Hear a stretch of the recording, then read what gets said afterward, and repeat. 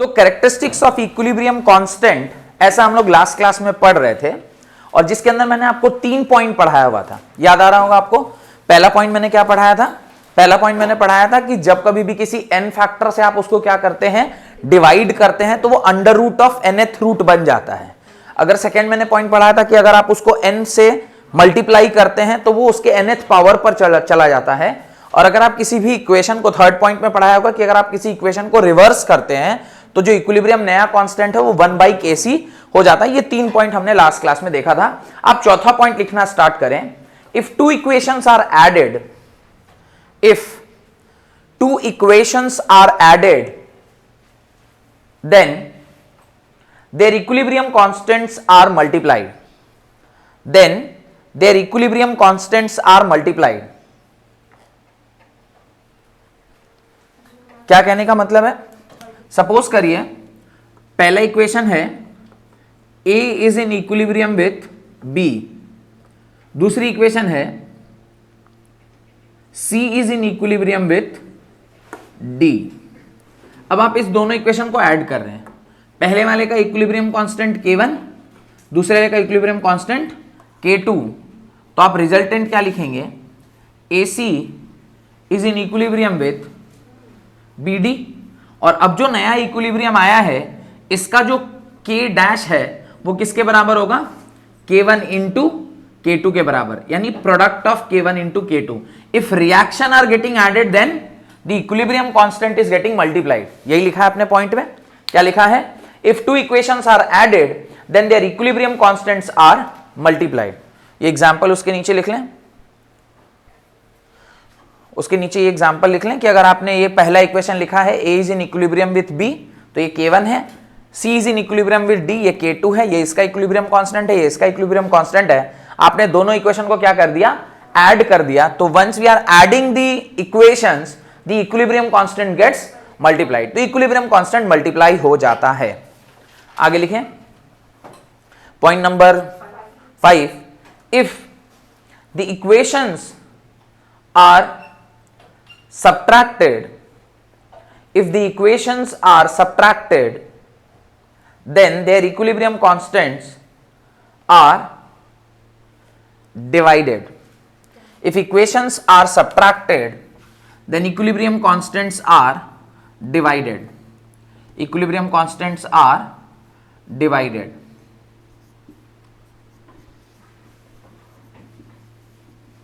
तो equilibrium constant जो नया आएगा इनके सब्ट्रैक्ट होने पर वो क्या होगा? K dash will be equal to K1/K2। ये लॉजिक समझ में आ रहा है मैंने कैसे सब्ट्रैक्ट किया? उसको जरा ध्यान से बताइए। ये समझ में आया क्या मैंने कैसे सब्ट्रैक्ट किया?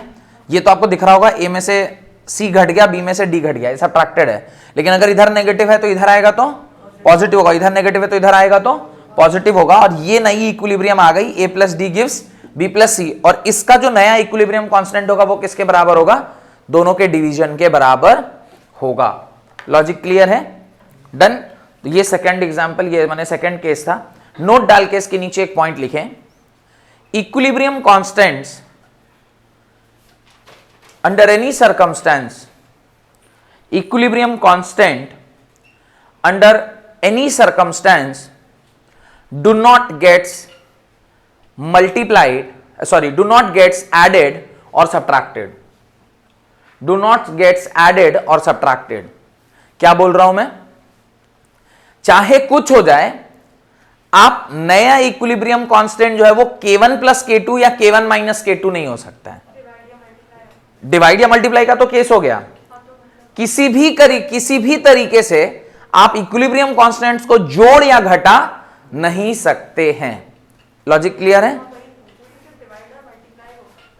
आज के क्लास में, आप कल की क्लास में नहीं आए थे, हमने और भी बहुत कुछ किया था इनके साथ, ठीक है। लेकिन आज की क्लास में सिर्फ ये जो डिवाइड या मल्टीप्लाई ही हो रहा है, और भी चीजें हो रही हैं जो मैंने 1, 2 और 3 केस में देखा था, पर ये ऐड या सब्ट्रैक्ट किसी भी केस में नहीं हो सकता है। चलिए point number 6 and the last point. The value of equilibrium constant changes with change in temperature. नहीं, ये 6th पॉइंट है। The value of equilibrium constant the value of equilibrium constant changes with change in temperature. कल एक doubt पूछा था आपने यही कि सर अगर हम लोग टेम्परेचर चेंज करते हैं तो इक्विलिब्रियम कांस्टेंट तो चेंज हो जाएगा, तो फिर इक्विलिब्रियम कांस्टेंट जब अगर चेंज कर जा रहा है तो फिर हम कैसे निकालेंगे? तो वो इक्विलिब्रियम कांस्टेंट अगर चेंज कर रहा है तो उस केस में आप कैसे निकालते हैं किसी रिएक्शन का इक्विलिब्रियम? क्योंकि एक ही रिएक्शन की तब दो टेम्परेचर पर दो के हो जाएगी। ये लॉजिक समझ में आ रहा है क्या बोल रहा हूं मैं कह रहा कि सपोज करिए A is converted into B, ये एक इक्विलिब्रियम है, इसका पहला K1 है पर ये आ रहा है एट सपोज करिए T1 temperature. Same A is converted into B, इसका इक्विलिब्रियम चेंज कर जाएगा अगर मैं क्या कर देता हूं, टेम्परेचर को बदल देता हूं। तो इनके बीच में ना एक रिलेशनशिप है कि एक ही इक्वेशन के दो अलग अलग इक्विलिब्रियम कांस्टेंट पे दो टेम्परेचर पर अगर आपको कोई सवाल दे दे तो उसका एक इक्वेशन होता है, उसको हम लोग लिखेंगे। उससे पहले आप स्टेटमेंट कंप्लीट करें। The value of equilibrium constant changes with change of temperature, with change of temperature. The value of equilibrium constant changes with change of temperature. If K1 and K2 be the equilibrium constants of a reaction, if K1 and K2, देख रहे हैं, K1 and K2 are the equilibrium constants of a reaction at temperature T1 and T2 and delta H is the heat of reaction at constant pressure, delta H किसको बोलते हैं? Change in enthalpy. delta H is, this is change in enthalpy at constant pressure। Thermodynamics में आपको याद होगा मैंने इसका derivation भी कराया हुआ था। Delta H at constant pressure is called as QP and delta U at constant volume is called as QV। याद है? इसका डेरिवेशन करवाए थे हम थर्मोडायनेमिक्स में, TD के अंदर ये मैंने करा रखा है। कांस्टेंट प्रेशर पर जब हीट का चेंज होता है वो किसके बराबर होता है? QP के, और ये किसके बराबर होता है? QV के। तो ये delta H is the heat change of enthalpy of the reaction at constant pressure, then जो फॉर्मूला है उसको ध्यान से लिखिएगा, log K2 log of K2 minus log of K1 is equal to log of K2 minus log of K1 is equal to minus 1 upon 2.303 minus 1 upon 2.303 R 1 upon T1 minus 1 upon T2 into delta H.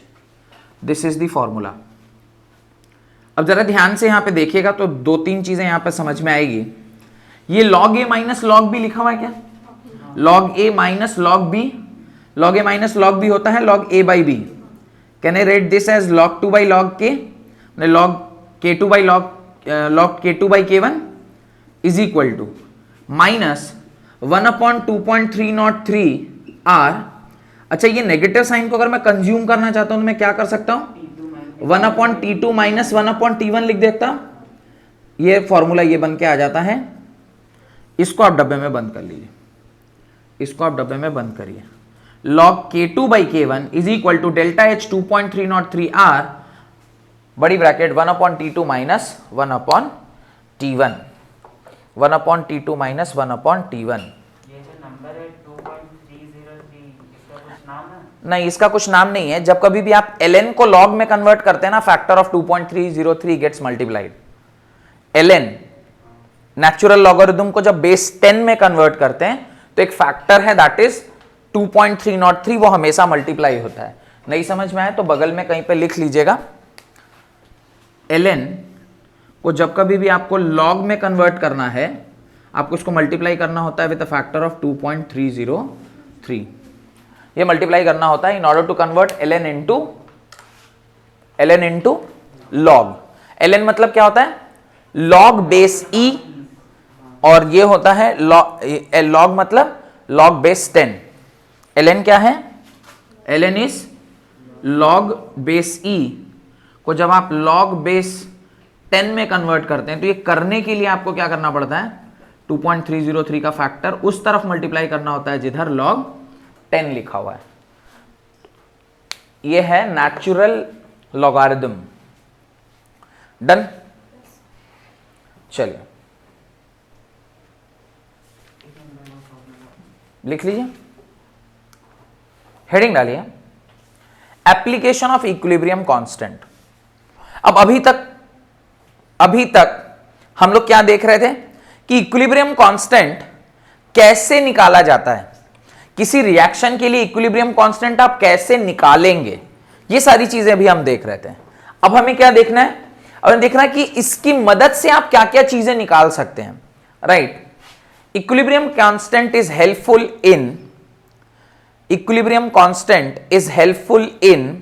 Point number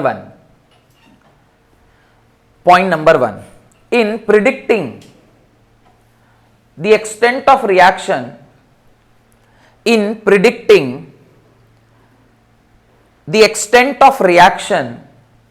on the basis of its magnitude,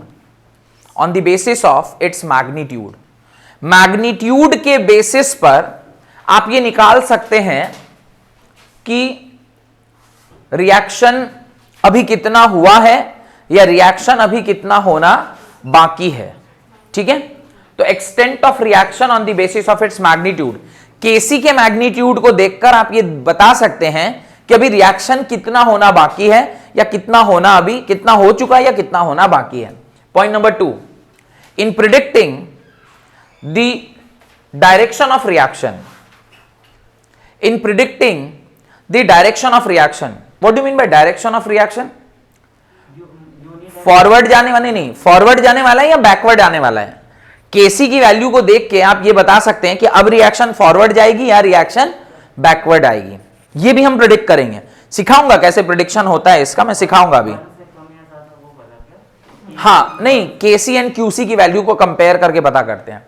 and the last point is in calculating the equilibrium concentration, last point is in calculating the equilibrium concentration, equilibrium concentration को हम पता करते हैं कि कैसे ये काम करता है।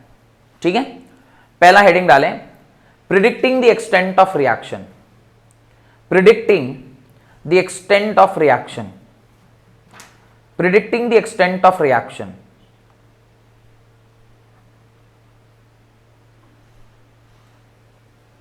राइट। अब देखिए वहां पे ना क्या है, मैं पहले समझा देता हूं फिर लिखवाता हूं। केसी की जो वैल्यू है वो 10⁻³ से लेकर 10⁻³ के बीच में लाई करता है। क्या बोल रहा हूं? केसी की जो वैल्यू है वो लाई करती है 10⁻³ से लेकर 10⁻³ तक। आपने कई सारे न्यूमेरिकल बनाए हैं, उसमें जहां जहां आपने केसी कैलकुलेट किया है, देखिए जरा उसकी वैल्यू क्या है। एक सवाल मैंने NOCl वाला करवाया था, एक NH3 वाला करवाया था। देखिए NH3 या NOCl वाले में वो रिएक्शन किस तरफ जा रहा है। केसी की वैल्यू एक में आई थी ना 3.55 इंटू 10⁻² आया था, 3.55 इंटू 10⁻² आया था। अब ये 10⁻² आने का क्या मतलब होता है वो हम लोग अभी देखने वाले हैं कि केसी की वैल्यू जो है वो क्या हमें दर्शाती है या क्या हमें बताने की कोशिश करती है, वो हम लोग समझने की कोशिश करेंगे। ठीक है, ये लिख लिया था ना कि K1 एंड K2, ये ऊपर जो लिखा था वो लिखा नहीं फॉर्मूले से ऊपर कि A B में कन्वर्ट हो रहा है तो K1 एट T1 था और A B में कन्वर्ट हो रहा है तो K2 एट T2, वो लिखा था ऊपर जो मैंने लिखा था। चलिए ये सब साइड में जो लिखा है ये भी लिख लिया होगा मेरे ख्याल से। चलिए अब जरा ध्यान से देखें, ये केसी की वैल्यू है, ये टेबल बना रहा हूं मैं ऐसे,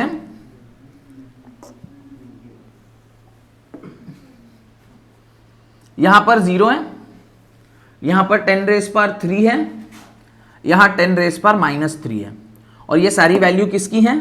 केसी की वैल्यू है। अगर के की वैल्यू 10⁻³ से बड़ी हो जाती है, केसी की वैल्यू 10⁻³ से बड़ी हो जाती है, तो 100% वो रिएक्शन किस दिशा में जाने वाली है? फॉरवर्ड दिशा में जाने वाली है। अगर मेरा वैल्यू 10⁻³ से छोटा है तो मैं बोलूंगा 100% इसका जो रिएक्शन है, वो रिएक्शन का जो वैल्यू है वहां प्रीडोमिनेंटली क्या मिलेगा, मुझे रिएक्टेंट मिलेगा, प्रोडक्ट नहीं मिलेगा। रिएक्टेंट मिलने का मतलब है रिएक्शन पीछे की ओर बैकवर्ड होने की टेंडेंसी है। यही बात आपको लिखना है, right. The numerical value of equilibrium, the numerical value of equilibrium constant help us to predict the extent of reaction. Help us to predict the extent of reaction. Point number 1, helps us to predict the extent of reaction. उसके अंदर सब point number 1 लिखिए, predict the extent of reaction. उसके अंदर सब point number 1, if the value of Kc is greater than 10 raised to the power 3, the value of Kc is greater than 10 raised to the power 3, predominantly only product will be formed. Greater than 10 raised to the power 3, 10 raised to the power 3 मतलब 10 के power 3, इससे अगर value बड़ा है, Kc का value अगर 10 raised power 3 से बड़ा है, the value of Kc is greater than 10 raised power 3, आपको सिर्फ और सिर्फ क्या मिलने वाला है, प्रोडक्ट ही मिलने वाला है। Second point, Kc is less than 10 raised power -3 means predominantly आपको क्या मिलने वाला है, सिर्फ और सिर्फ रिएक्टेंट ही मिलने वाला है। थर्ड पॉइंट, Kc की वैल्यू अगर लाई कर रही है 10 raised power 3 से लेकर 10 raised power -3 से लेकर 10 raised power 3 तक, तो आपको क्या मिलेगा, mixture of reactant and product. क्या मिलेगा, mixture of reactant and product. मैंने 3 ग्राफ बनवाए थे, ध्यान है, देखिए कॉपी में मैंने 3 ग्राफ बनवाए हैं। 3 ग्राफ में मैंने 3 वैल्यूज ले रखी थी, ए से बी बनाया। ग्राफ देखिए सब लोग, निकालिए ग्राफ कहां बनाया आपने कॉपी में, ग्राफ बनाया है ना सब लोग, देख लिए ग्राफ। ग्राफ में देखिए मैंने 3 वैल्यूज दे रखी हैं, मैंने ए से बी कन्वर्ट कराया। पहले वाले केस में लिखा था कि वो 100 से 0 जा रहा है। पहला वाला केस ऐसा था जहां पे आपको at t is equal to T equilibrium आपके पास ए कितना बचा हुआ है, 70 है, और बी कितना है, 30 है। ऐसा कुछ लिखवाए होंगे, जो भी कुछ लिखवाए होंगे। मुझे बस ये समझ में आ रहा है, कोई एक भी ऐसा एग्जाम्पल मैंने दिया है जहां पे मैंने प्रोडक्ट को पूरा कंज्यूम करा दिया, मतलब कोई भी ऐसा एक एग्जाम्पल दिया है जहां पे ए बी में तो कन्वर्ट हो रहा है, बी ए में भी कन्वर्ट हो रहा है। Time T is equal to 0 पे इसके 100 मोल थे, इसके 0। Time T is equal to T equilibrium पे इसके 0 हो गए और इसके 100 हो गए। एक भी केस ऐसा नहीं लिखवाए होंगे, ऐसा एक भी केस नहीं लिखवाए होंगे। कुछ ना कुछ मैंने छोड़ ही दिया होगा, हाँ कुछ ना कुछ छोड़ दिया होगा। ऐसा एक भी केस नहीं होगा जहां पे मैंने मैंने ए को पूरा कंप्लीट कर दिया होगा। ए का पूरा कंज्यूम हो जाने का क्या मतलब है कि मेरे पास सिर्फ क्या बचा हुआ है, बी ही बचा हुआ है। ये समझ में आ रहा है, ए पूरा खत्म हो गया मतलब सिर्फ और सिर्फ क्या बचा है, बी बचा है। ऐसा तभी होगा जब ये सिर्फ और सिर्फ बी बचा है। मतलब आपका क्या मतलब है उसका, what is the meaning of that, सिर्फ बी बचा हुआ है उसका मतलब क्या है, सिर्फ और सिर्फ आपके पास प्रोडक्ट है, आपके पास रिएक्टेंट नहीं है। ऐसा कब होगा, जब केसी की वैल्यू क्या होगी। बात समझ में आ रहा है। सेकेंड एक रिएक्शन बोल रहा हूं, सेकेंड एक कंडीशन बोल रहा हूं, ये फर्स्ट कंडीशन हो गया। सेकेंड कंडीशन बोल रहा हूं जहां पे at time T is equal to T equilibrium ये 100 था, ये 99.9 है, और ये क्या है 0.01 या 0.1। अगर ऐसा हो जाए तो प्रीडोमिनेंटली यहां पे क्या मिल रहा है मुझे, अगर इक्विलिब्रियम पे ये सिचुएशन अराइज हो रही है तो मेरे पास सिर्फ और सिर्फ क्या मिल रहा है, रिएक्टेंट।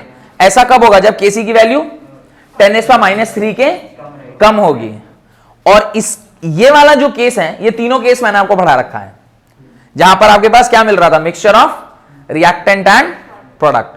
लॉजिक समझ में आ रहा है मैं क्या बोल रहा हूं। तो आप वैल्यू को देखकर 10⁻⁴ क्या आ रहा है उसको देखकर आप बता सकते हैं कि आपके पास सिर्फ प्रोडक्ट मिलेगा, सिर्फ रिएक्टेंट मिलेगा, या मिक्सचर ऑफ रिएक्टेंट या प्रोडक्ट मिलने वाला है।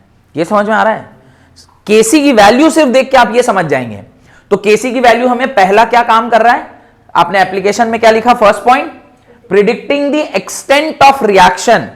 फर्स्ट पॉइंट हमने क्या लिखा है? Predicting the extent of reaction. Extent of reaction मतलब रिएक्शन में आपको क्या प्रोडक्ट मिलने वाला है, सिर्फ प्रोडक्ट मिलने वाला है कि सिर्फ रिएक्टेंट मिलने वाला है, या रिएक्टेंट और प्रोडक्ट दोनों रहने वाले हैं। अगर केसी की वैल्यू 10⁻³ से ज्यादा है तो मुझे सिर्फ और सिर्फ क्या मिलेगा?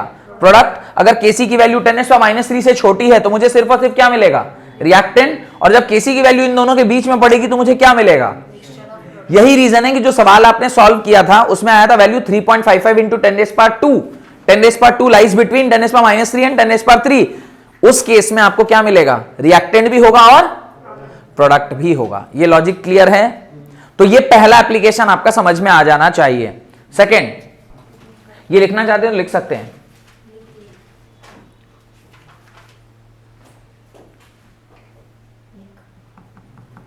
ये लिख लिए, ये तीनों पॉइंट बहुत जरूरी है। उसके नीचे एक नोट डालिए, लिखिए higher value of KC, higher value of KC shows reaction will go in forward direction. Higher value of Kc shows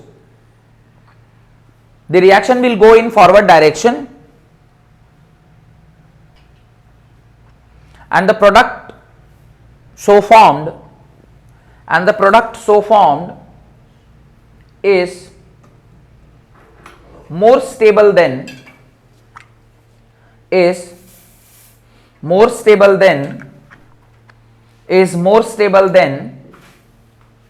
reactant. Product so formed is more stable than the reactant. Obviously अगर reaction मेरी forward जा रही है तो product ज्यादा stable रहा होगा reactant से, तभी तो उधर हम जा रहे हैं। आप किसी भी आगे की दिशा में तभी जाते हैं ना जब आप रिएक्टेंट से प्रोडक्ट की दिशा में आप तभी जाते हैं जब उस तरफ आपको ज्यादा स्टेबिलिटी मिल रही। अगर आपको उधर ज्यादा स्टेबिलिटी नहीं मिलेगी आप उधर क्यों जाएंगे? समझ आ रहा है? ऐसे ही वैलेंटाइन डे चल रहा है, मैंने वैलेंटाइन वीक चल रहा है अभी, तो ये स्टेबिलिटी आपको ज्यादा समझ में आ रहा होगा कि कुछ लोग कुछ छोड़ रहे होंगे, कुछ पकड़ रहे होंगे। तो स्टेबिलिटी का तो वही है खेला। एक को आप छोड़ रहे हैं भाई, जहां अनस्टेबिलिटी लग रही है उसको आप कह रहे हैं भैया चलो मिलते हैं अब अगली बार, तो 7 दिन से ज्यादा मतलब रिलेशनशिप रहता नहीं है। फिर भी तो एक को आप छोड़ रहे हैं और नए को आप पकड़ रहे हैं, तो ये जो एक को छोड़ना और नए को पकड़ने का जो प्रक्रिया है वो तभी है जब आप इधर अनस्टेबल और इधर ज्यादा स्टेबल है। इधर स्टेबिलिटी ज्यादा है और इधर अनस्टेबिलिटी ज्यादा, इधर स्टेबिलिटी ज्यादा और इधर अनस्टेबिलिटी ज्यादा, ऐसा होता है ना? टाइम क्राइटेरिया है क्या? किसके अंदर? टाइम। अरे टाइम ही तो है जो इक्विलिब्रियम। तो एक्चुअली होता क्या है कि जब हम इक्विलिब्रियम की बात करते हैं ना, उसके बाद टी इक्विलिब्रियम एक बार आ जाए उसके बाद फिर और टाइम बढ़ता चला जाए उससे हमें कोई फर्क नहीं पड़ता है। इसलिए हाँ, मतलब एक छूट गई और दूसरा पकड़ लिया, फिर टाइम का कोई वहां पे इंपॉर्टेंस और रह नहीं जाता है। नेक्स्ट पॉइंट नंबर 2, नोट का पॉइंट नंबर 2 नहीं, सेकंड एप्लीकेशन। पहला एप्लीकेशन क्या था? Predicting the extent of reaction. Second application क्या है? Predicting the direction of reaction. Right, predicting the direction of reaction. Reaction का डायरेक्शन क्या होने वाला है? सब पॉइंट नहीं ना, पॉइंट मेन पॉइंट। हाँ, 3 एप्लीकेशन पढ़ना है ना। पहला था predicting the extent of reaction, second है प्रिडिक्टिंग द डायरेक्शन और थर्ड है इन कैलकुलेटिंग द इक्विलिब्रियम कंसंट्रेशन। 3 ही है, पहला खत्म हो गया, दूसरा लिख रहे हैं। Right, equilibrium constant is very useful. Equilibrium constant is very useful in predicting the direction in which useful in predicting the direction in which a reaction will process at any stage. A reaction will process at any stage. ठीक है, इसे मिटा दूं। पहला वाला समझ में आ गया ना सबको? तो ये जो पहले 3 ग्राफ बनवाए थे, हाँ, उसमें जो पहला वाला बनवाया था उसमें ये मतलब है क्या कि 0 से 10⁻³ के बीच में लाई करेगा? हाँ हाँ हाँ हाँ, करेक्ट। जहां पर आपने लिखा है कि रिएक्टेंट कम हो गया और प्रोडक्ट ज्यादा हो गया, यानी 30 और 70 बन रहा है, तो वो तब है जब 0 से 10⁻³ हो गया। एक है जब 0 होगा मतलब ऑलमोस्ट की जब बीच वाला, और इधर हो जाएगा जब 70 इधर रह जाए उधर 30। एकदम सही समझ रहे हैं, करेक्ट। अभी देखिए सेकंड पॉइंट क्या है, मैं उसको समझा रहा हूं, देखिए ध्यान से। किसी भी एक जनरल इक्वेशन को मैं लिख रहा हूं a plus B gives c plus D. ये a plus B gives c plus D ऐसा लिखा हुआ है। यहां पे मैं इक्विलिब्रियम साइन इसलिए नहीं दे रहा क्योंकि अब तक इक्विलिब्रियम अचीव नहीं हुआ है, पर ये कब का है कि ये रिएक्शन एक टाइम पर तो इक्विलिब्रियम अचीव कर लेगी, पर अगर अभी अचीव नहीं हुआ है इस टाइम पे, अगर मैं इसके लिए वो रेट लॉ लगाऊं तो उसके लिए जो टर्म यूज करते हैं वो क्या यूज करते हैं, QC। ध्यान से समझ में आ रहा है मैं क्या बोल रहा हूं? मैं ये कह रहा हूं कि अगर at random time any time before the achievement of T equilibrium, suppose reaction equilibrium में 10 सेकेंड को जा रही है, मैंने 3 सेकेंड पर लिखा है, तो मैं KC लिखूंगा या कुछ और लिखूंगा? कुछ और लिखेंगे। वो जो कुछ और लिखे हैं उसको बोलते हैं रिएक्शन कोशेंट। क्या बोलते हैं उसको? Reaction quotient, and it is denoted by QC। होगा तो वही, लिखेंगे तो अभी भी वही। क्या लिखेंगे? A times A, B times B, C times C and D times D। तो लिखेंगे कंसंट्रेशन ऑफ C के power C into concentration of D के power D whole divided by concentration of A के power A into concentration of B के power P। लिखेंगे तो यही, लेकिन ये क्या है, अभी इक्विलिब्रियम अचीव नहीं किया है। इक्विलिब्रियम अचीव होने से पहले या इक्विलिब्रियम अचीव होने के बाद, उसके आगे या पीछे जब आप इक्विलिब्रियम कांस्टेंट लिखने की कोशिश करते हैं, यानी रिएक्शन कोशेंट, उसका ही दूसरा नाम क्या है? Reaction quotient. रिएक्शन कोशेंट मतलब at any time which is not the equilibrium time. उस टाइम पे जब आप रिएक्शन के लिए रेट लॉ लिखते हैं तो आप इसी तरीके से लिखते हैं। तो उसके नीचे लिखें reaction quotient. Reaction quotient REACTION QUOTIENT, reaction quotient. लिखे परिभाषा इसकी, it is the ratio of molar concentration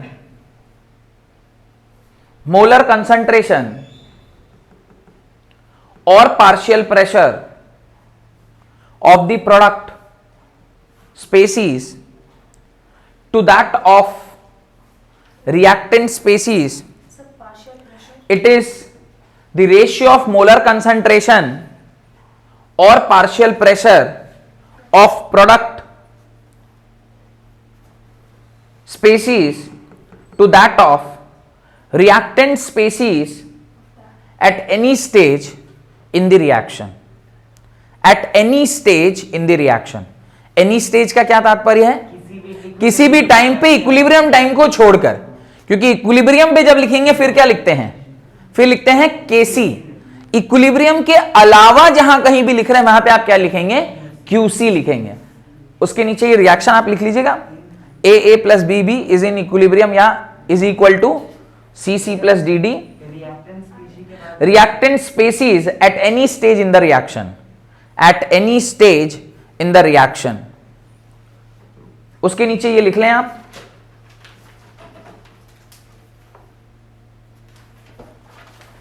अगर मैंने C के टर्म्स में लिखा है तो कंसंट्रेशन है, P के टर्म्स में लिखूंगा तो क्या होगा?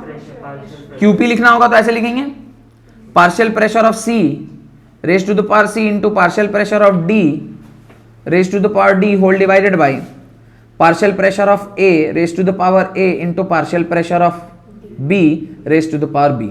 तो प्रेशर के टर्म्स में ये लिखेंगे। ये QP भी क्या कहलाएगा? It is also the expression of equilibrium constant not at equilibrium. Equilibrium छोड़कर बाकी किसी भी टाइम पीरियड पे जब आप इक्विलिब्रियम कांस्टेंट का एक्सप्रेशन लिखते हैं तो वहां पे आप QC अगर कंसंट्रेशन के टर्म्स में लिख रहे हैं और QP अगर पार्शियल प्रेशर के टर्म्स में लिखते हैं। डन? पहले ये लॉजिक क्लियर है? आपको याद होगा जब मैं थर्मोडायनेमिक्स पढ़ा रहा था और उसके एकदम लास्ट में फॉर्मूला आया था, delta G is equal to delta G not plus something something something, एक फॉर्मूला आया था। लिख दूं क्या फॉर्मूला? ऐसे लिखे थे, देखिए, delta G is equal to delta G not plus 2.303 RT log of QC, और हेडिंग डलवाए होंगे रिलेशनशिप बिटवीन गिव्स free energy and equilibrium constant, और फिर वहां पे मैंने लिखवाया होगा एट इक्विलिब्रियम। क्या लिखवाए थे? आपको याद नहीं होगा पर मेरे को याद है, एट इक्विलिब्रियम मैंने कहा होगा डेल्टा जी इज नेगेटिव। ये अगर रिएक्शन हो रही तो इसको क्या बोलते हैं? स्पॉन्टेनियस बोलते हैं। डेल्टा जी अगर पॉजिटिव होता है तो इसको क्या बोलते हैं? Non spontaneous. ध्यान आ रहा है ये सब कुछ? और लास्ट लिखवाया होगा अगर delta G is equal to 0 हो जाए तो कहा था इक्विलिब्रियम कंडीशन होता है। और मैंने कहा था ये और ये तो इस अभी पढ़ लेंगे, पर ये लास्ट वाला कंडीशन जो है ना, ये जब इक्विलिब्रियम पढ़ रहे होंगे तब पढ़ेंगे। ऐसे उस टाइम बोला होगा, आपको याद नहीं होगा क्योंकि अच्छा याद भी है। चलिए अच्छा है, मेरे को अच्छा लग रहा है कि आप कह रहे हैं मेरे को याद है। अब अगर डेल्टा जी 0 हो गया एट इक्विलिब्रियम तो इस एक्सप्रेशन में क्या क्वांटिटी 0 हो जाएगी? पहले मुझे बताइए कि ये एक्सप्रेशन अब किस एक्सप्रेशन में बदल जाएगा? इसके अंदर दो चीजें बदल जाएंगी। एक तो ये क्वांटिटी क्या हो गई 0, और ये QC किस में बदल जाएगा? KC में बदल जाएगा। QC is what? At any time जब इक्विलिब्रियम आएगा तो ये किस में बदल जाएगा? KC में। तो आपका इक्वेशन क्या हो जाएगा? Delta G not 0 is equal to delta G not plus 2.303 RT ln नहीं, जब 2.303 लिख दिया तो क्या होगा? log KC। और यहीं से एक्सप्रेशन आया था delta G not is equal to negative of 2.303 RT log KC। और मैंने कहा था इसको हम लोग जब इक्विलिब्रियम पढ़ लेंगे तब समझ में आएगा कि ये KC और QC क्या होता है। आज सिर्फ आप ये एक्सप्रेशन को देख लीजिए। हाँ, मैंने ऐसा कहा होगा, जरूर कहा होगा, कि हर साल बोल रहे हैं तो मुझे ध्यान ही है। तो ये लाइन मैंने कहा होगा कि ये एक्सप्रेशन अभी देख लीजिए, जब इक्विलिब्रियम पढ़ रहे होंगे उस टाइम मैं आपको समझा दूंगा कि QC और KC क्या होता है। QC क्या होता है समझ में आ गया? KC आप खुद ही निकाल चुके हैं अभी कई सारे सवालों में, समझ में आ गया? तो एट इक्विलिब्रियम दो कंडीशन ध्यान रखिएगा। थर्मोडायनेमिक कहता है कि इक्विलिब्रियम पे डेल्टा जी क्या होता है? 0, और जब डेल्टा जी 0 होगा तो इक्विलिब्रियम पे जो log QC है वो किस में बदल जाता है? KC में बदल जाता है। और ये एक्सप्रेशन आ जाती है डेल्टा जी नॉट की जो होता है -2.303 RT ln KC। ये हमेशा पॉजिटिव, ये T positive, R positive, 2.303 positive, ये सारा पॉजिटिव, उसके सामने एक नेगेटिव लगा है तो डेल्टा जी नॉट हमेशा क्या हो गया? नेगेटिव। यानी अगर log KC आपका पॉजिटिव है तो ये क्वांटिटी नेगेटिव होगी, और अगर ये नेगेटिव हो गई तो रिएक्शन क्या हो जाएगी? स्पॉन्टेनियस हो जाएगी। और हम तो ये पढ़ते हैं पूरे थर्मोडायनेमिक्स में कि स्पॉन्टेनिटी क्या होती है, स्पॉन्टेनियस रिएक्शन क्या होता है। चलिए, हाँ टाइम के साथ नहीं, हाँ अभी लिखेंगे, अभी लिखेंगे। अगला जो है ना कैलकुलेटिंग द इक्विलिब्रियम कंसंट्रेशन, वहां पे। तो अभी तो हम लोग बस ये सीखें कि QC क्या है, पर हम लोग हेडिंग क्या बढ़ रहे हैं? डायरेक्शन प्रिडिक्ट करना है क्या? डायरेक्शन प्रिडिक्ट कर पाए क्या? अभी तो नहीं कर पाए। पॉइंट नंबर 1 लिखिए उसके अंदर। ये मत लिखिएगा, ये मैं लिखवाऊंगा अभी, हाँ ये लिखवाऊंगा अभी, ये आगे लिखवाएंगे। आप बस पॉइंट नंबर 1 लिखें। If QC is equal to KC, अगर QC किसके बराबर हो जाए? KC के बराबर हो जाए तो आप क्या बोलेंगे? इक्विलिब्रियम आ चुका है, right. The reaction is in equilibrium, the reaction is in equilibrium, that is no net reaction occurs, that is no net reaction occur. What do you mean by no net reaction occur? और अब वो further proceed नहीं करेगा। Reaction तो हो रही है, मतलब हम लोग को reactant is converting into product and product is converting into reactant, पर आपको दिखाई नहीं दे रहा because the concentration is not going to change। concentration change होता तब तो हम बता देते, दिख जाता कि ये बन रहा है, ये घट रहा है। अभी बन घट तो रहा ही है, वो बन भी रहा है, घट भी रहा है, पर जिस स्पीड से बन रहा है उसी स्पीड से घट रहा है, आपको पता नहीं चल रहा। ऐसे ही जैसे आपने एक टैंक ले रखा है, टैंक में ऊपर एक नल खोल रखा है, और जिस स्पीड से पानी इसमें डाल रहे हैं उसी स्पीड से यहां से पानी निकल रहा है। तो अगर बाहर वाला कोई देख रहा है सिर्फ टैंक को, ना उसको वो नल दिख रही, ना इसको ये छेद दिख रहा है, तो बाहर वाले को तो ये लगेगा पानी का लेवल तो सेम ही है बहुत देर से। पानी का लेवल सेम क्यों दिख रहा है आपको? क्योंकि जिस स्पीड से पानी भरा जा रहा है उसी स्पीड से पानी निकल जा रहा है। यानी rate of forward reaction is equal to rate of backward reaction. तो सामने वाला जो देख रहा है उसको लग रहा है यार पानी का लेवल तो कांस्टेंट है। इक्विलिब्रियम भी कुछ वैसा ही होता है। Second case, if QC is greater than KC, if QC is greater than KC, QC अगर KC से बड़ा है, तो QC अगर KC से बड़ा हो जाए QC, फर्स्ट पॉइंट मैंने लिखवाया है QC is equal to KC। अच्छा यहां पर अगर मैं ये लिख दूं QP is equal to KP तो भी चलेगा ना। सेकेंड पॉइंट, अच्छा ये अगर लिख रहा हूं तो ये क्या कंडीशन आ गया, ये कंडीशन हो गया एट इक्विलिब्रियम का। This is the condition at equilibrium, ठीक है। सेकेंड केस है if QC is greater than KC और QP is greater than KP। Second ये कंडीशन लिखवाया, right. If QC is greater than KC और QP is greater than KP, the reaction moves from right to left. The reaction moves from right to left, that is in backward direction,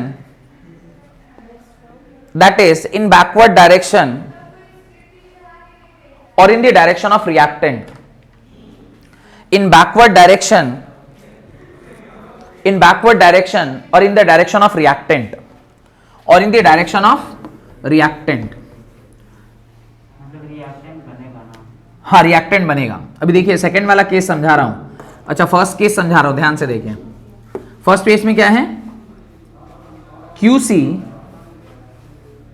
and KC both are equal, QC और KC both are equal, QC KC के बराबर है। Case 2, QC is greater than KC, QC क्या है, KC से बड़ा है। अगर QC KC से बड़ा है इसका मतलब है कि ये इसके बराबर होना चाहता है।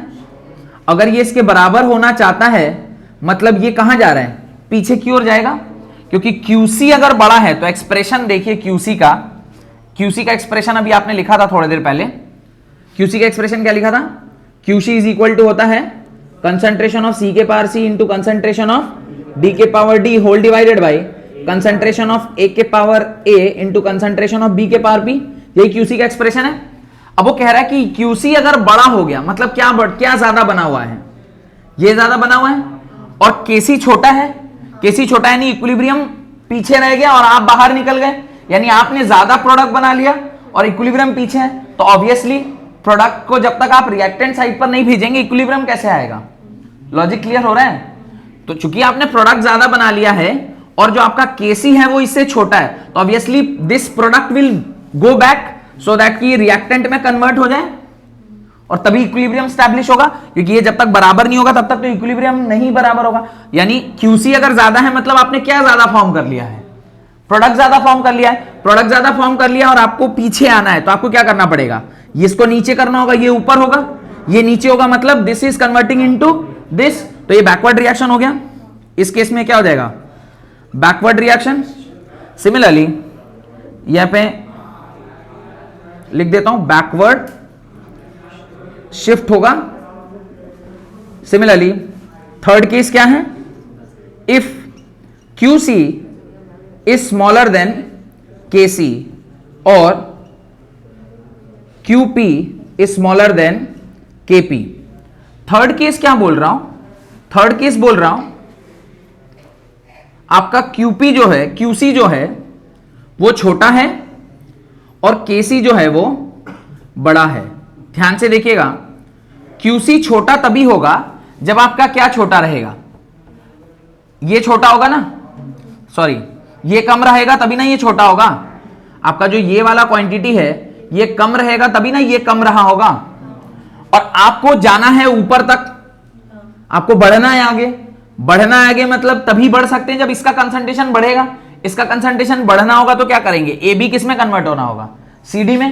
AB CD में कन्वर्ट हो रहा होगा तो ये कौन सी रिएक्शन हो जाएगी, फॉरवर्ड रिएक्शन हो जाएगी। यानी अगर KC QC बराबर हैं इक्विलिब्रियम, अगर QC KC से बड़ा है reaction will proceed in backward direction, अगर QC छोटा है KC से तो reaction will proceed in forward direction, ये फॉरवर्ड डायरेक्शन में। तो आपने हेडिंग क्या डाला था, to predict the what, to predict the direction of reaction at any point of time by only looking at the value of KC and QC। आप बड़ी आसानी से बता सकते हैं कि रिएक्शन आगे प्रोसीड करेगी या फिर पीछे प्रोसीड करेगी। बस ये 3 केसेस हैं, तीनों केसेस के लिए डायग्राम बना लीजिए। लॉजिक मैंने आपको समझा दिया है, रटने की आवश्यकता नहीं है, आप समझ के भी इसका आंसर कर सकते हैं। इसको आप अपनी कॉपी में लिख लें।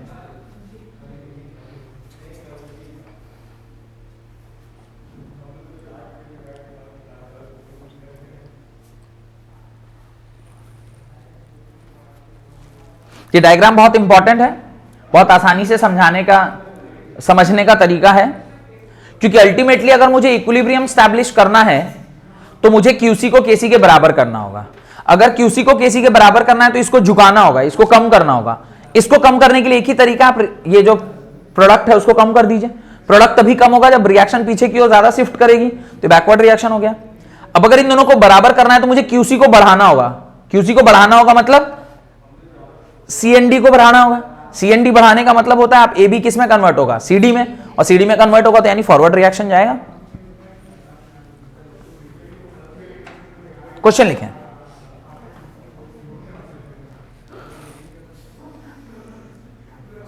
द वैल्यू ऑफ, ये फोटो बना लिए ना सब लोग, ये सब तो पहले लिख लिया होगा। द वैल्यू ऑफ, देखिए हर्ष भी कह रहा है यस सर आगे बढ़िए, आप लोग आज कह रहे रुक जाइए।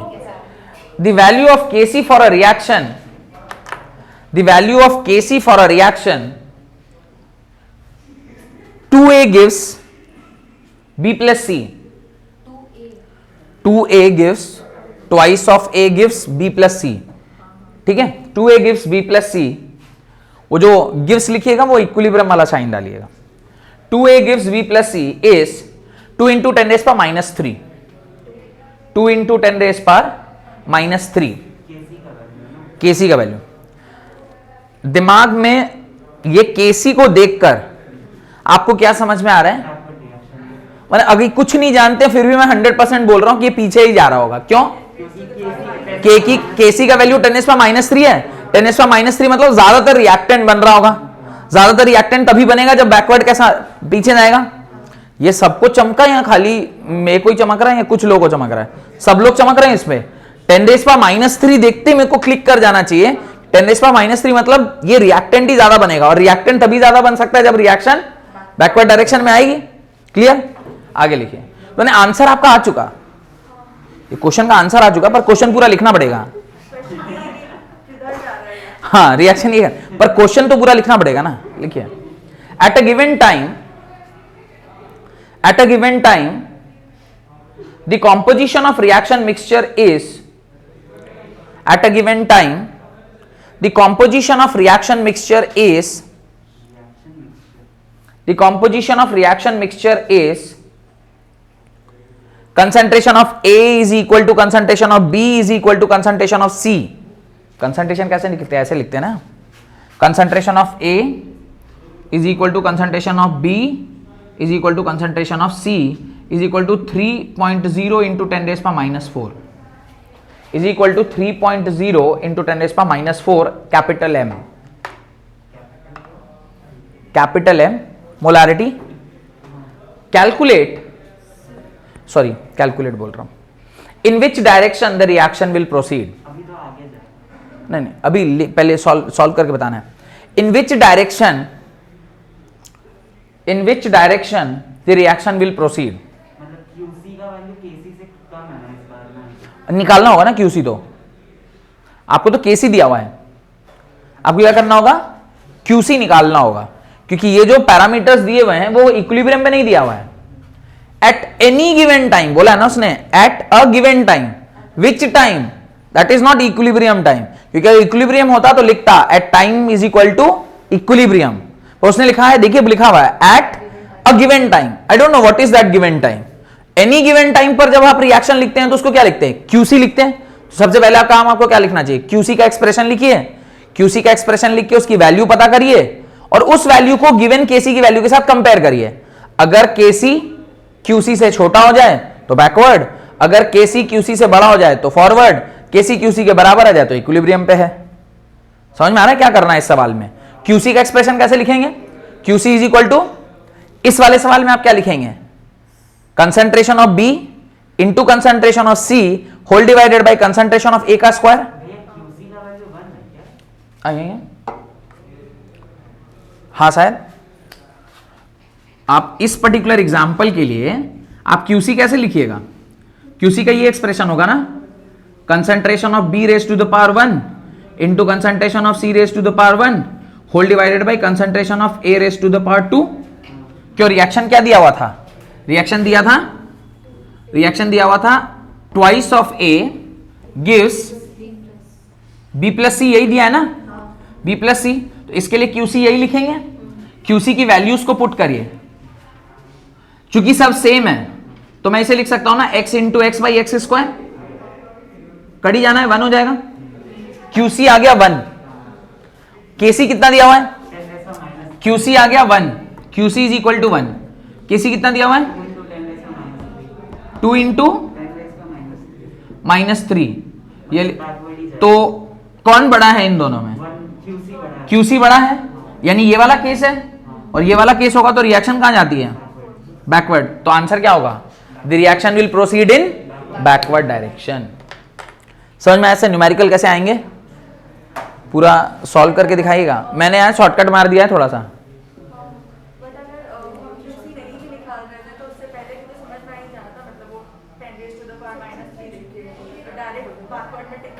हाँ तो 3 नंबर का होगा तो टिक कर देंगे, तो फिर कहानी करो। जेई में इतना आसान क्यों पूछेगा वो आपसे?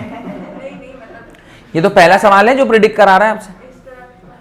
हाँ अगर आ रहा है और सिर्फ यही पूछ रहा है कि यार डायरेक्शन प्रिडिक्ट करो और आप बहुत अपने आप को उस टाइम पे तेज समझ रहे हैं और आपने ऐसा कर दिया और वो सही भी हो गया तो ठीक है, लेकिन अगर नहीं निकाले और फिर कहीं हो सकता है वहां पे कुछ टेक्निकलिटी हो।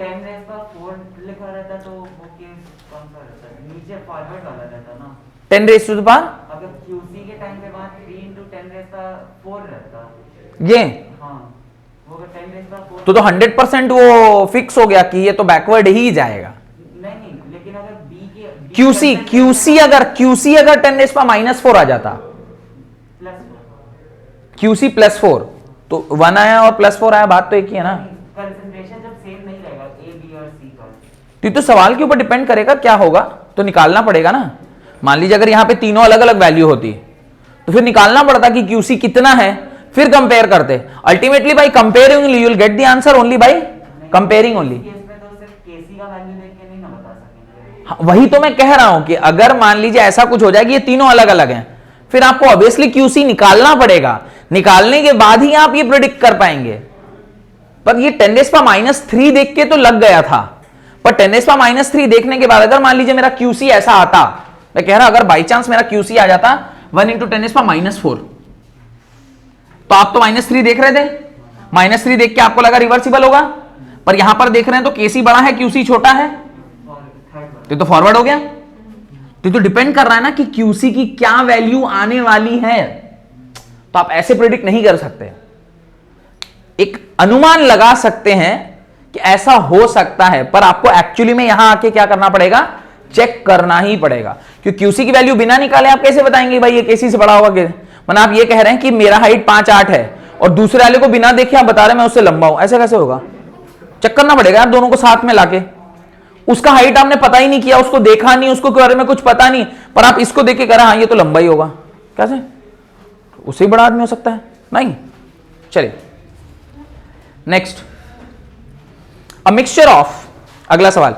ये भाई ये लिख लिया ना सब लोगों ने, ये थोड़ा गंदा तरीके से मैंने बनाया पर समझ में तो आ ही गया होगा।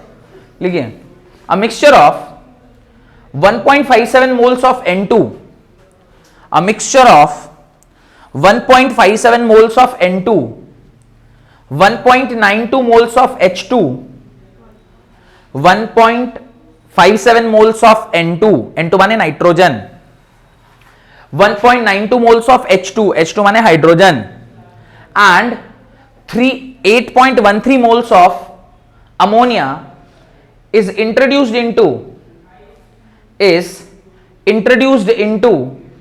a 20-liter reaction vessel, introduced into a 20-liter reaction vessel at 500 Kelvin. At 500 Kelvin. Full stop. At this temperature, the equilibrium constant Kc at this temperature, the equilibrium constant Kc is 1.7 into 10 raised power 2 is 1.7 into 10 raised to the power 2. Predict the direction of reaction. Predict the direction of reaction. Predict the direction of reaction. ऐसा तो नहीं है आप चाहते हैं कि मैं आपको रिएक्शन भी लिख के बताऊं कि अमोनिया की प्रोडक्शन का रिएक्शन क्या होता है? N2 plus H2 gives ammonia. उसके बैलेंस कर लेंगे 3 times H2 when react with N2 gives 2 molecules of ammonia. ठीक है, कोशिश कीजिए इसको सॉल्व करने का.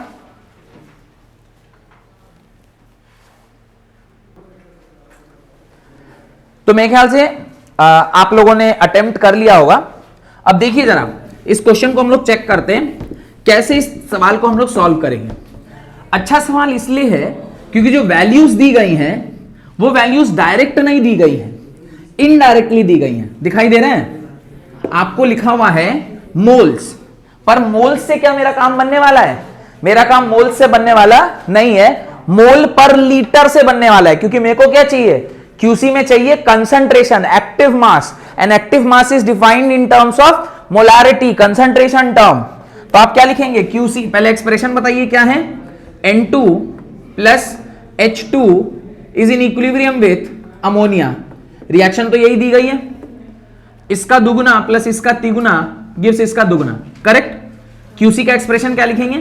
क्यूसी विल बी NH3 का whole twice whole divided by concentration of N2 into concentration of H2 का तिगुना, मतलब थ्राइस, 3 रेज़ टू पावर 3. मुझे दिया हुआ है मोल्स ऑफ अमोनिया, मुझे दिया हुआ है मोल्स ऑफ N2, मुझे दिया गया है मोल्स ऑफ H2. यही तीनों वैल्यूज दी गई हैं. क्या क्या दिया हुआ बताइए जरा? Moles of H2 1.92, 1.57, 8.13. These are moles. पर आपको यहां मोल्स नहीं चाहिए, आपको क्या चाहिए? Moles per unit volume, volume चाहिए. तो फिर आपको क्या निकालना होगा? इसका भी दिया हुआ है एट 20 लीटर्स, ये 20 लीटर्स, ये भी एट 20 लीटर्स और ये भी एट 20 लीटर्स. तो फिर आप क्या लिखेंगे? Concentration of NH3 will be 8.13 divided by 20. Concentration of N2 will be 8.57 divided by 20. Concentration of H2 is equal to 1.92 divided by 20. फिर इसको उठा के आप जब यहां पुट करेंगे तो QC की वैल्यू आएगी 8.13 divided by 20 raised to the power 2 whole divided by 1.57 divided by 20 into 1.92 divided by 20 raised to the power 3. और तब जब इसको आप सॉल्व करिएगा तो जो वैल्यू आ रही है that is equal to 2.37 into 10 raised to the power 3. ये आ रहा है 2.37 into 10 raised power 3. केसी कितना दिया हुआ था जरा चेक करिए. केसी दिया था 1 into 10 raised power 2. अब बताइए कौन बड़ा है? QC is greater than KC. If QC is greater than KC, the reaction will proceed in backward direction. ये समझ में आ गया? तो आपसे कहा ना प्रिडिक्ट करो. प्रिडिक्ट कैसे कर रहे हैं अभी वो क्लियर है?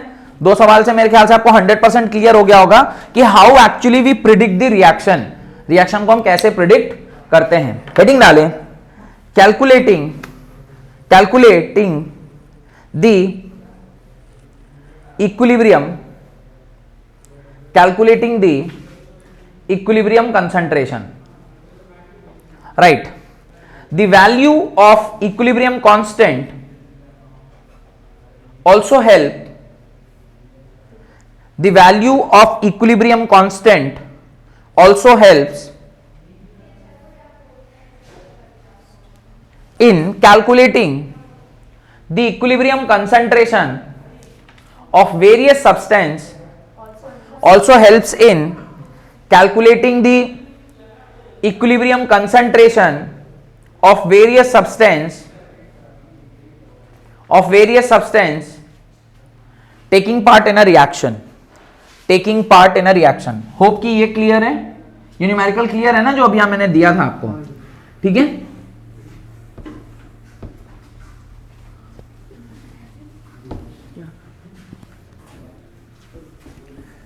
तो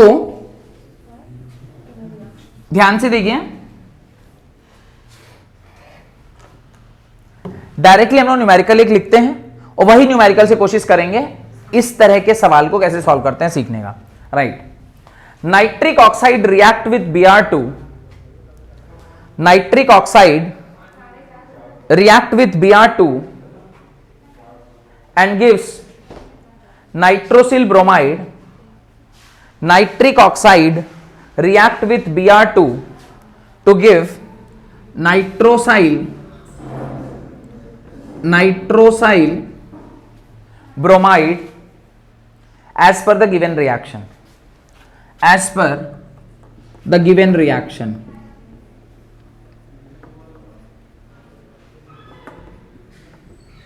As per the given reaction. As per the given reaction. ये रिएक्शन दी गई है, done, right. When 0.087 moles, when 0.087 moles of NO, 0.087 moles of NO and 0.0437 moles of Br2, when 0.087 moles of NO and 0.0437 moles of Br2 are mixed in closed container, at constant temperature, are mixed in closed container at constant temperature, 0.0518 moles of NOBr, 0.0518 moles of NOBr is obtained at equilibrium.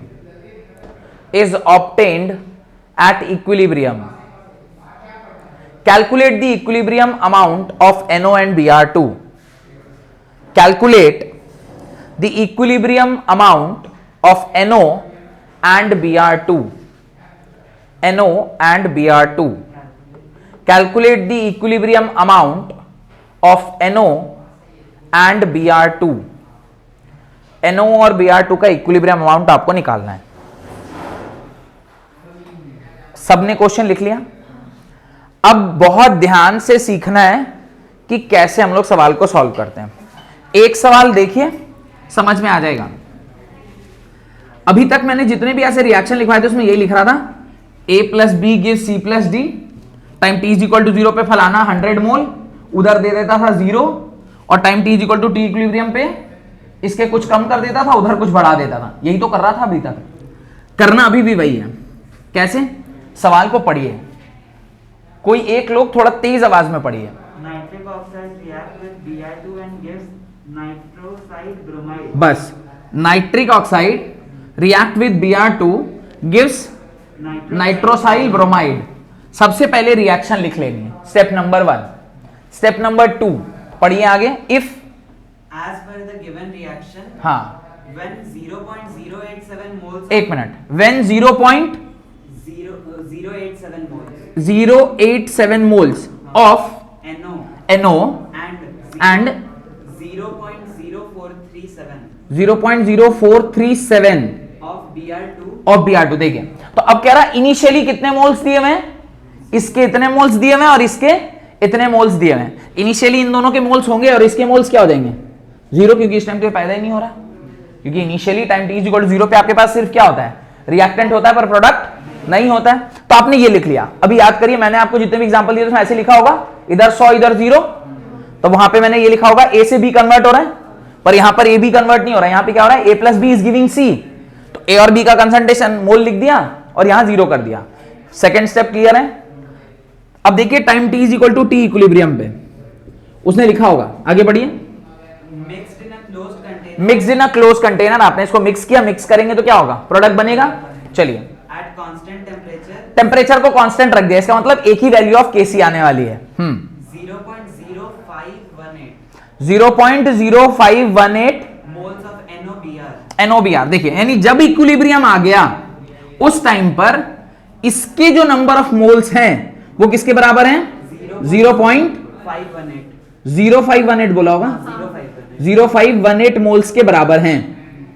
यही तक information दिया है और आपसे कह रहा बताओ कि इक्विलिब्रियम पर NO और Br2 के क्या कंसंट्रेशन होंगे, यही सवाल पूछ रहा है आपसे।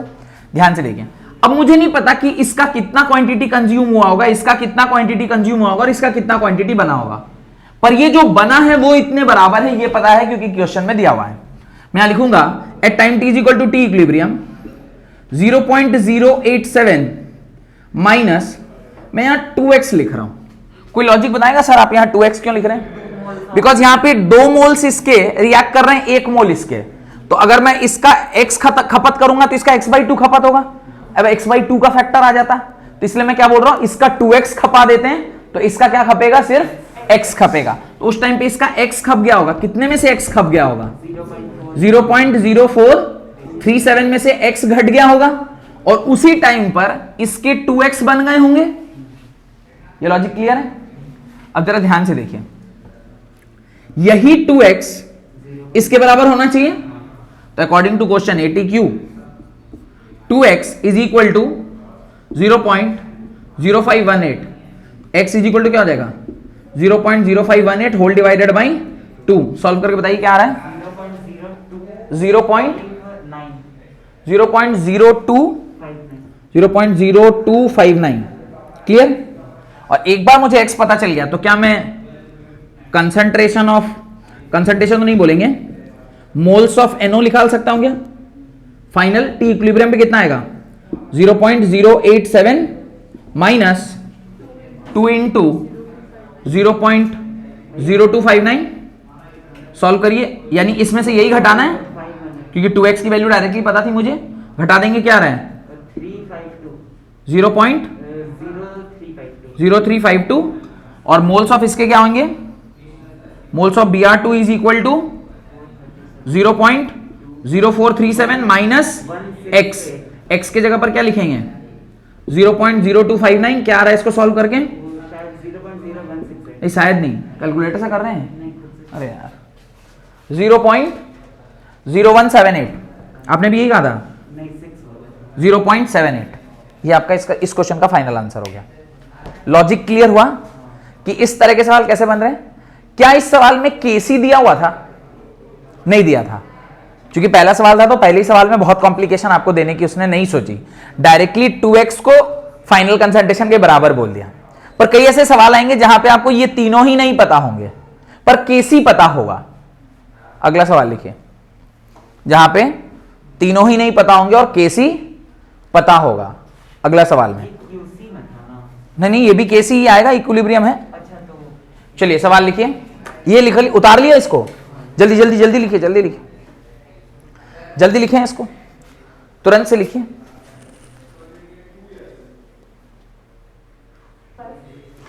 अगला सवाल लिखें, right the next question, the value of Kp for a reaction, the value of Kp for a reaction CO2 gas plus carbon solid, the value of Kp for a reaction CO2 gas, ऐसे लिखेंगे ना reaction के form में, CO2 gas plus carbon solid is in equilibrium with twice of carbon monoxide gas. ऐसा लिख लें, CO2 gas plus carbon solid gives twice of carbon monoxide gas is 3 at 1000 Kelvin, is 3 at 1000 Kelvin। तो Kp की value क्या दी गई है, 3 दी गई है। चलिए, if initially partial pressure of CO2 is, if initially the partial pressure of CO2 is 0.48 bar, partial pressure of CO2 is 0.48 bar and partial pressure of carbon monoxide is 0 bar. Partial pressure of carbon dioxide CO2 is 0.48 bar and partial pressure of carbon monoxide CO is 0 bar. CO2 का partial pressure 0.48 बार है और carbon monoxide का partial pressure 0 बार है. Pure graphite is present and pure graphite is present and pure graphite is present. मेरे को कोई बताएगा ये प्योर वर्ड यूज करने का क्या तात्पर्य है? यहां पे कार्बन सॉलिड फॉर्म में तो है, दिख रहा है, तो इसकी एक्टिविटी 1 लेंगे कि नहीं लेंगे? अरे आपको बताया था ना हेट्रोजीनस होमोजीनस, तो उसके अंदर बताया था ना कि जब हेट्रोजीनस होता है तो सॉलिड्स और लिक्विड्स के लिए क्या लेते हैं? 1 लेते हैं. तो आप इसकी 1 ले पाएंगे कि नहीं ले पाएंगे? ये इसलिए बोला कि उसने लिखा pure graphite is used. Word pure underline भी करवाए थे. प्योर वर्ड आ जाए मतलब उसकी एक्टिविटी क्या लेनी है? 1 लेनी है. तो इसलिए इसके बारे में हम ज्यादा बात नहीं कर रहे हैं. ये है नहीं है उससे कोई फर्क नहीं पड़ता है. Pure graphite is used, full stop. Calculate the equilibrium partial pressure. Calculate the equilibrium partial pressure of CO and CO2. Calculate the equilibrium partial pressure of CO and CO2. CO मतलब कार्बन मोनोऑक्साइड, CO2 मतलब carbon dioxide. Step number 1 क्या है? CO2 gas plus carbon solid is in equilibrium with what? Twice of CO gas. ये equation दी गई थी. चलिए very good, ये equation दिया हुआ है, बहुत अच्छा लगा देखकर. At time t is equal to 0, इसके कितने बार है बताया कहीं क्या? इसके कितने बार हैं? 0.48 बार. इसको छोड़ दीजिए, इसके कितने बार हैं? 0 बार है. ऑब्वियसली स्टार्टिंग में तो ये 0 ही रहता है. At time t is equal to t equilibrium, इसके कितने खप जाएंगे? 0.48 सम माइनस x बार घट गया होगा. उसी टाइम पे करस्पॉन्डिंगली इसके कितने पैदा हो जाएंगे? 2x पैदा हो गया होगा. यहां तक कोई डाउट है तो पूछिए. नहीं? Kc का एक्सप्रेशन लिखते हैं. Kc इज इक्वल टू, अब ये कंसंट्रेशन लिखेंगे या Kp लिखें? Kp लिखेंगे. क्यों Kp? क्योंकि सवाल Kp के टर्म्स में है. Kp लिखेंगे. Kp is equal to partial pressure of carbon monoxide के power 2 whole divided by partial pressure of carbon dioxide के पावर 1. पार्शियल प्रेशर कितना है? 2x का whole square is equal to 0.48 minus x. कोई दिक्कत? यहां तक कोई दिक्कत? ये Kp किसके बराबर है? 3 के बराबर. ये भी समझ में आ गया होगा. अब 4x square is equal to 0. इसको मल्टीप्लाई करिए जरा, 3 से मल्टीप्लाई करिए. 1.44. अबे 8 या 24 का 2 हाथ में बचा 2, 12 13 14, ठीक है. Minus 3x, 4x square minus 3x minus 1.44 is equal to 0. ये बन गया क्वाड्रेटिक इक्वेशन. क्वाड्रेटिक इक्वेशन बना तो आपको श्रीधर 4 लगाएंगे. Alpha beta is equal to plus minus b plus minus under root b square minus 4ac by 2a. जब आप इसको सॉल्व करिएगा, x की 2 वैल्यूज आती हैं.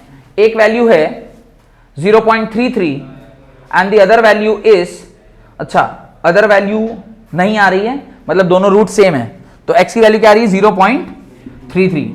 मैंने डायरेक्टली कर लिया है, आपको इसको सॉल्व करना पड़ेगा. एक बार x पता चल गया तो एट इक्विलिब्रियम पार्शियल प्रेशर क्या क्या होगा? Partial pressure of carbon monoxide क्या होगा? 2 into x, that is 2 into 0.33. और पार्शियल प्रेशर ऑफ CO2 क्या होगा? 0.48 माइनस 0.33. ये कितना होता है? 0.66 बार. और ये कितना होगा? ये घटा के देखिए, 5 1 0.15 बार. यही सवाल पूछा था ना आपसे, find the partial pressure of फलाना एंड फलाना. क्लियर? समझ में आया?